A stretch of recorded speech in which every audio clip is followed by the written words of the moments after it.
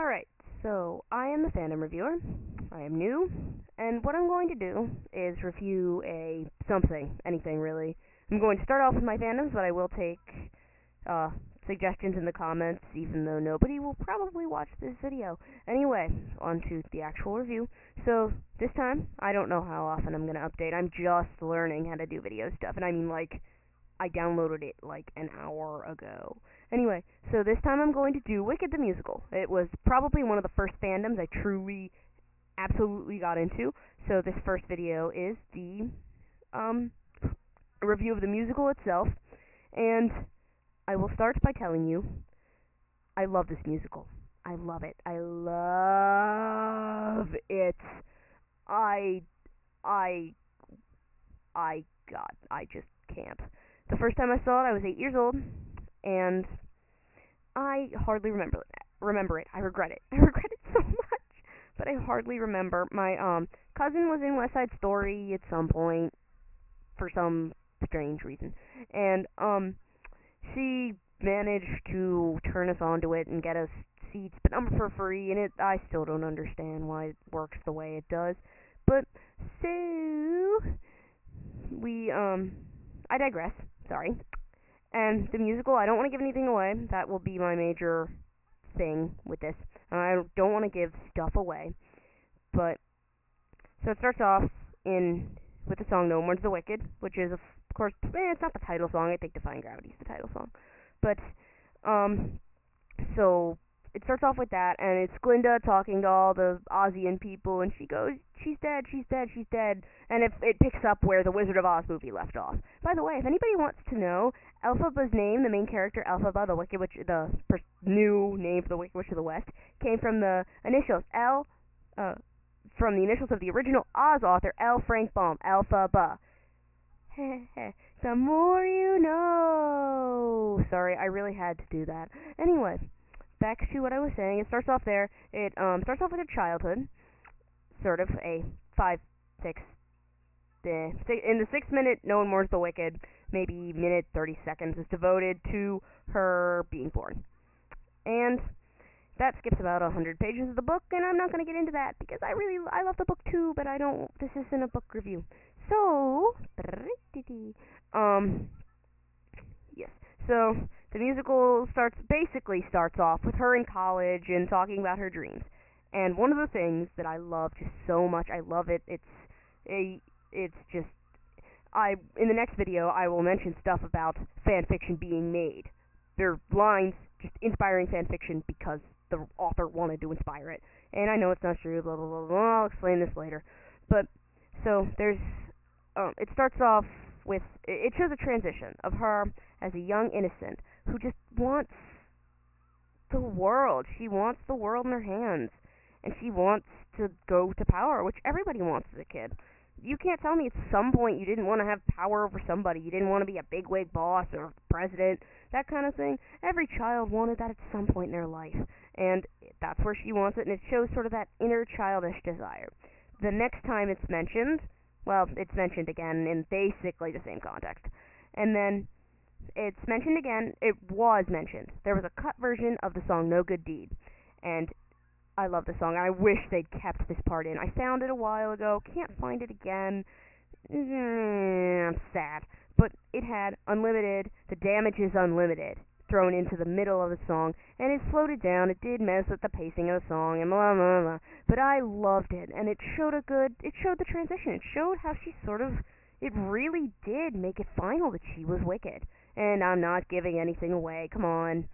Sorry if that really spoiled something for somebody.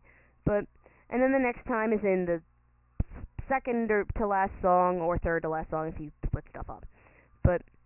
And she says to Glinda, I don't want to say anything, I can't say anything here, but she says, I'm limited.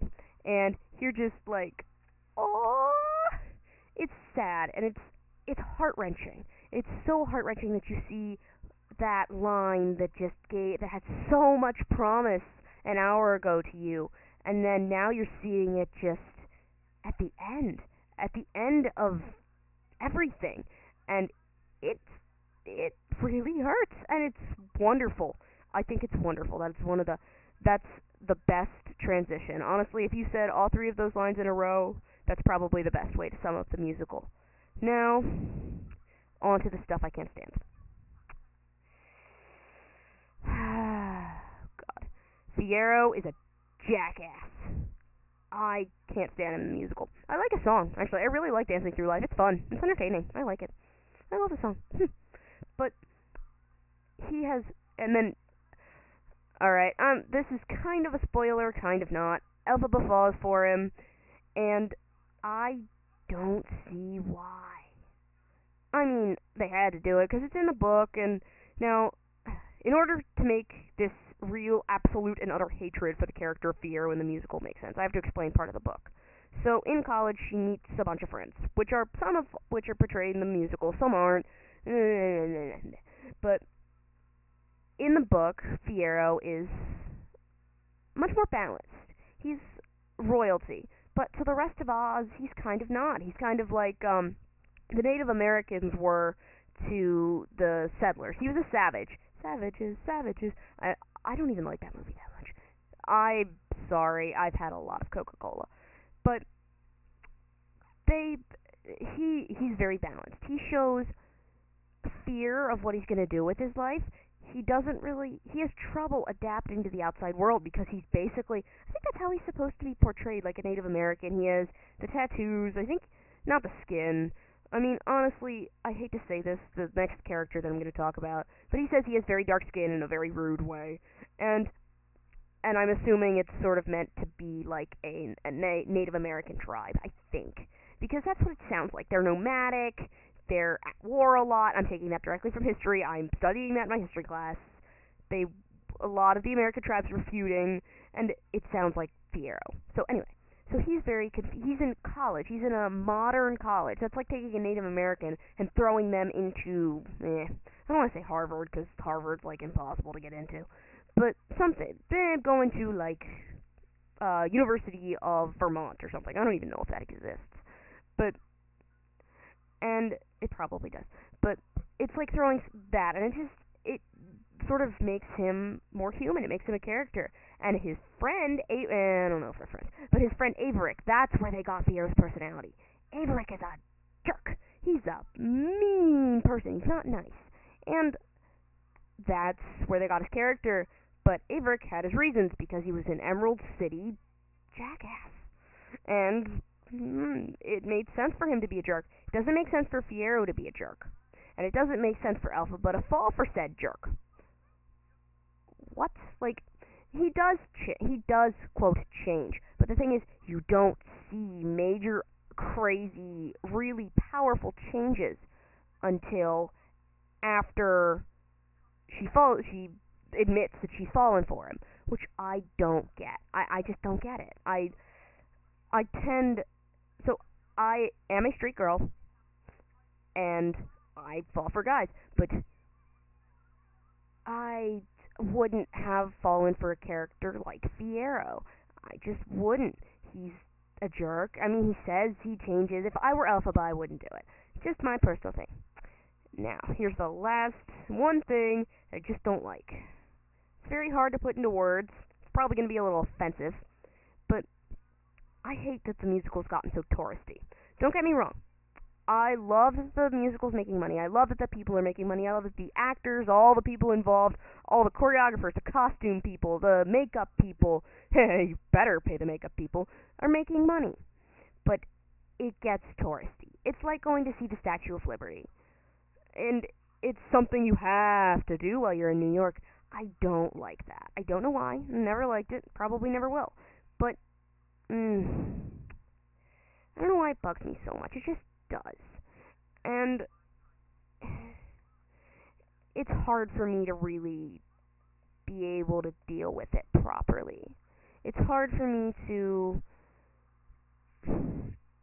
it's hard for me to not hate on those who just like Wicked because they like Wicked, because they just happened to see it and fell in love with it, but never actually thought about the musical theater aspect.